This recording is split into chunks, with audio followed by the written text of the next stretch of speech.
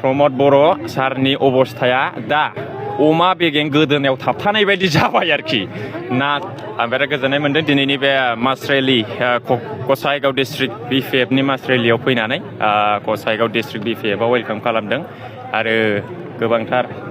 state बेंकआव मावग्रा आरो गोबां UPPL नि कंग्रेसनि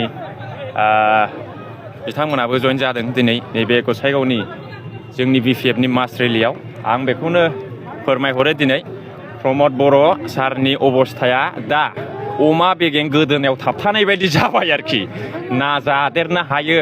ना बुंनो हायो ना रायलायनो हायो माने UPPL आ खुनु मोनसे एजेन्डा गैला रायजो राजानाव मा होननानै भट बिबावनो जेबो बिसिना एजेन्डा मथ' गैला प्रमद बर' सारहा 25 बोसोर BTC नि चिफ जानायनि सिमां दंमोन आरोखि आं बेखौ UPPL नि नेताफोरनाव आबसुनि नेताफोरनाव सिरि सिरि सोंखोमानानै माने नायबिजिरनानै मिथिदों बिथाङा प्रमद बर' सारा 35 बोसोर बैसोआवनो सेन्ट्रेल एबसुनि प्रेसिडेन्ट जादों खायदा खायसि खालामनानै ओमफ्राय 10 बोसोर खुनुरुखम एखेबारे दिन्थिफ्लानानै नंखाय खोथा बुंनानै बियो 45 बोसोराव बियो माने BTC नि चिफ जादों आरोखि BTR एकर्ड खालामफ्लानानै बुरखायनानै आबसुखौ थगायनानै आबसुनि नेताफोरखौ बुरखायनानै बियो बड'फानि सिमां जे सेपारेट स्टेट बेखौ बियो दंस' खालामबाय फाइनाल एन्ड कमप्रिहेन्सिभ खालामबाय दा आबसुआ ना बड'लेण्ड बिफिनजायो ना आन्दालन खालामफिनजायो माने आबसुखौ बियो दग' मग'आव दोनबाय आरोखि दा बिथांनि सिमाङा जोब्बाय माने बियो एखेबारे गसंनो हाला थैनाय बायदि जाबाय आरोखि नोंथांनावहाय माखासे इउटुबारफोरा दाखालिनि स्टेटमेन्टआवहाय गोबां माखासे खोथाखौ बुंनायखौ नुनो मोनदों सासे हारिनि एक्टर जानानैहाय उदाङै माने पार्टियावहाय लोब्बा लाखिनानै आच्छा आंहा मोनसे पलिटिक्सनि सिमांसो दंखायो आङो माने कालसाराव बिदि पार्मानेन्टलि